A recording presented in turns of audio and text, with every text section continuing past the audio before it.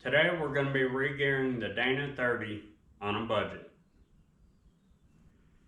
Okay, we've got a Dana 30 out of a 99 Grand Cherokee. This was originally a driver's side drop differential, but I'm putting it in a 1956 CJ5, which requires it to be a passenger side drop. So I have modified the tubes to where I can use it in the CJ5. So the CJ5 came with a 2.2 liter 4-cylinder, which was about 70 horsepower. Very weak engine. So these Dana 30s came with a 373, which wasn't going to be adequate to turn a 37-inch tire with 70 horsepower. So we went to Motive Gear and ordered a 488 kit and pinion bearing kit. So the next step you want to do is you want to place your ring gear on your carrier. The easiest way to do this is put your teeth facing down and put your carrier on. That way you can look through and see if your bolt holes are lining up. When you get them lined up, start one bolt. Do not force them because you do not want to mess the threads up on these.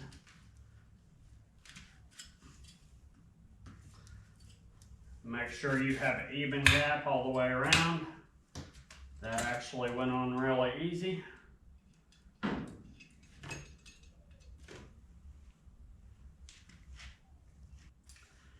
So if you've got it up on here and your holes are off just a little bit, you can take a dead blow hammer and kind of knock it around a little bit. Then you go through and start all your bolts. Do not worry about putting thread locker on them right now because we're just doing the setup. But when you do the final install on them, make sure that you thread lock your ring gear bolts and torque them to spec. So we will get these on there.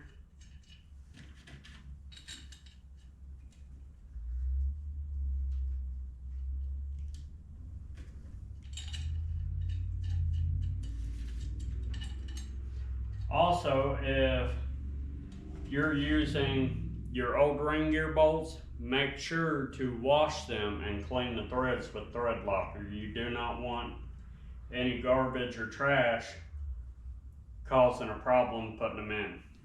So next what we're going to do is put the oil slinger, which is the big flat washer. Put it on first. Then you're going to take your setup bearing, slide it on. Then you're going to take your crush sleeve and you will put the wide part facing down. Then what we're going to do is place this in our housing. Then we will take our other setup bearing and put it on the back side with the other oil slinger.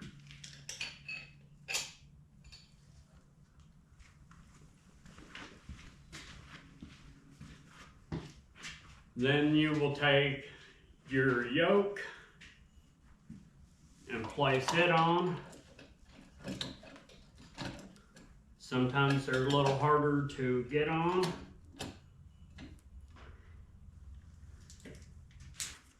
So if you have trouble pushing your pinion yoke on, you can take a dead blow, hold the pinion from the inside,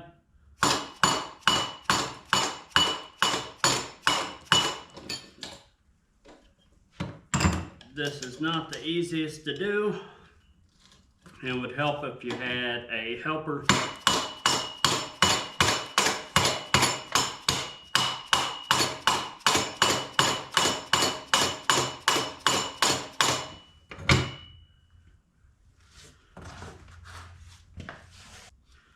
So once you get enough threads to where you can place the washer and the nut on, you can go ahead and place those on.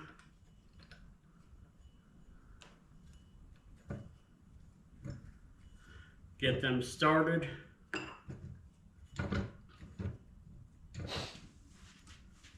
Now once you have this on here finger tight, you can take your impact and set your pinion preload.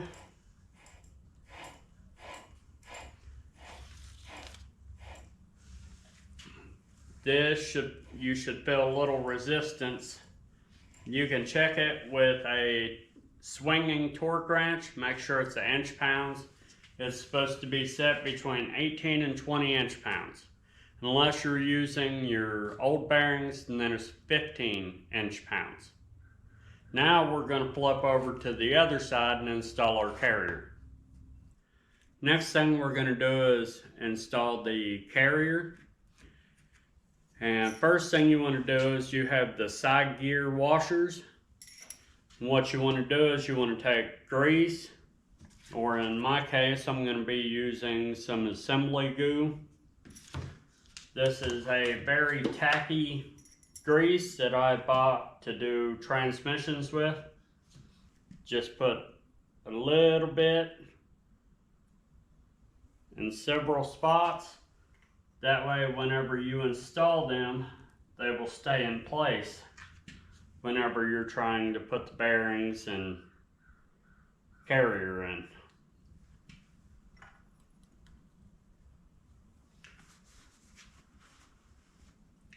So you want to get your races.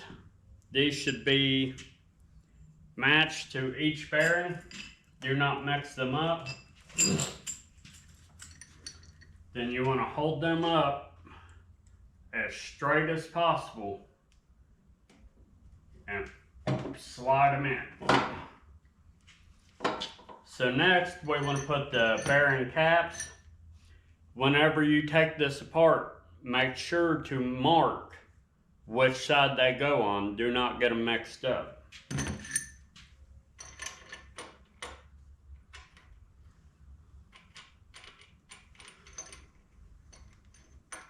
Go ahead and get them started.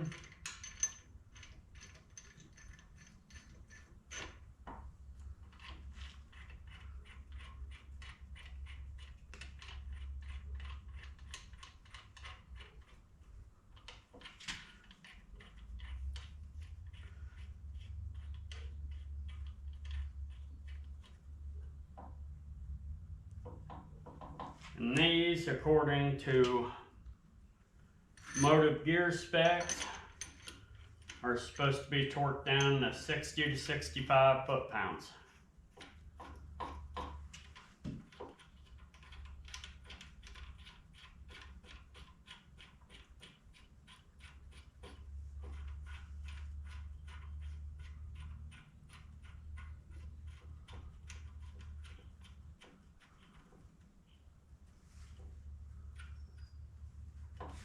Now, two ways you can get the bearings back on the pinion is one, use shop press, or the method we're going to try is heat up the inside of the bearing right here, and then once we get it hot enough, it should expand and then it should just drop on.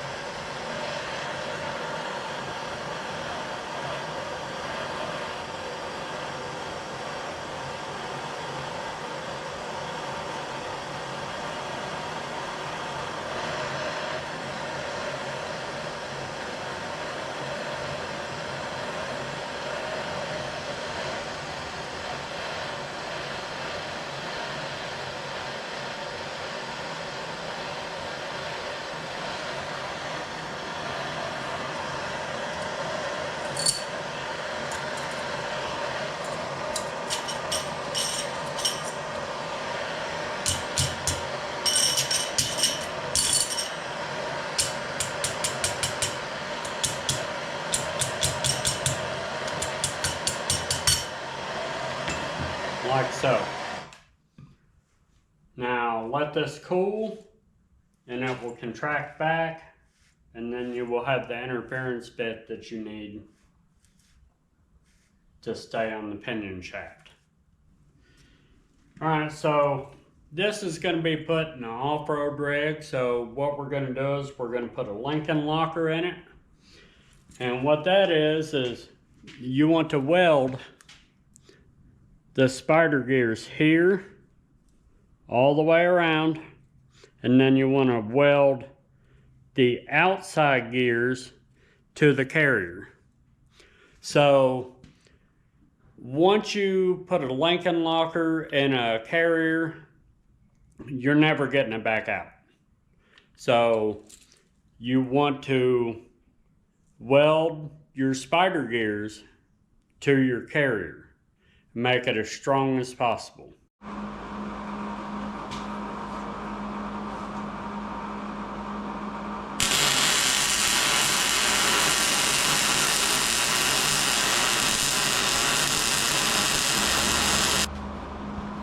So essentially what you will end up with, weld it here, spider gears welded together, and now you have yourself a redneck locker. Make sure you clean this and get all this weld splatter out of here, because you don't want it getting in your bearings and messing those up.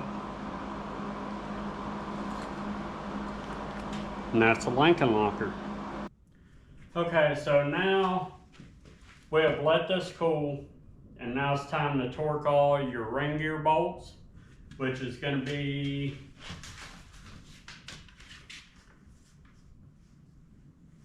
55 to 60 pounds.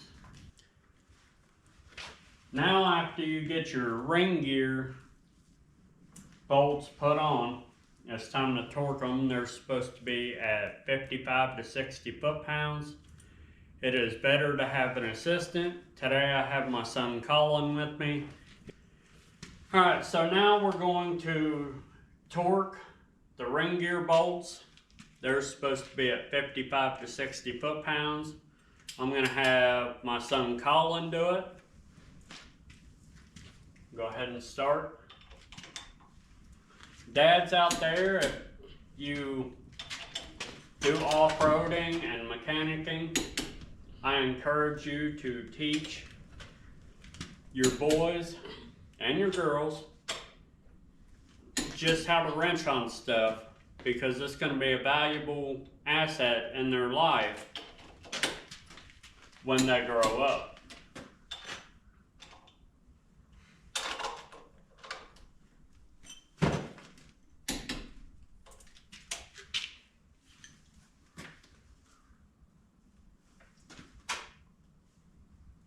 And you may have to have patience and just let them learn, but if you teach them, then they will know the correct way to do stuff.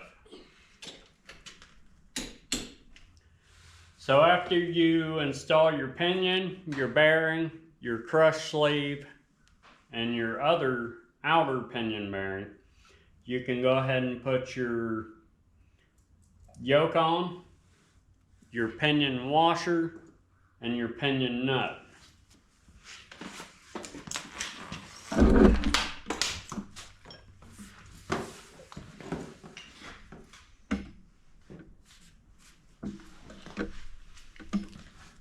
So now we're going to set the pinion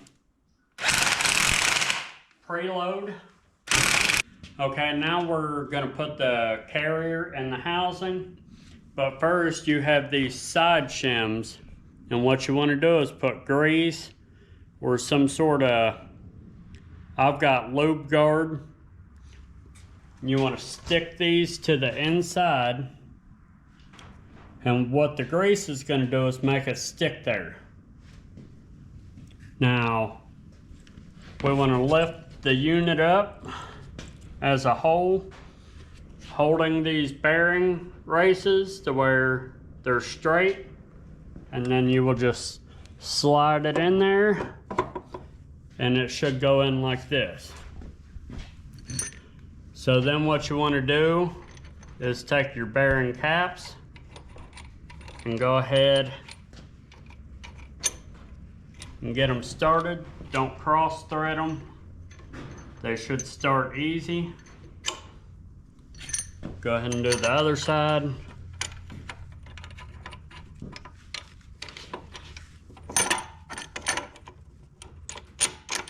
They can be a little aggravating.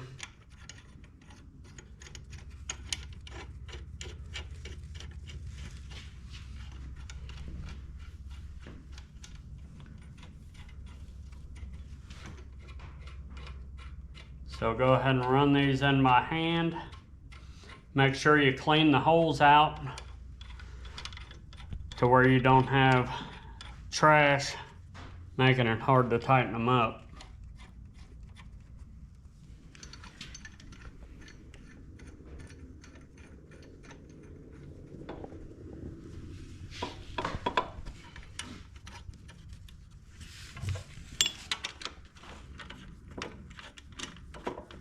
Okay, now what we're going to do is we're going to torque the bearing cap bolts. They're supposed to be at 60 to 65 foot-pounds. I've got the torque wrench set at 60.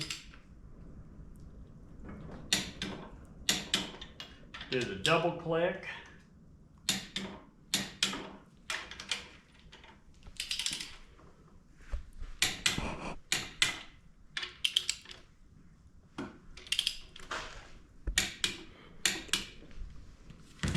Okay, and that wraps up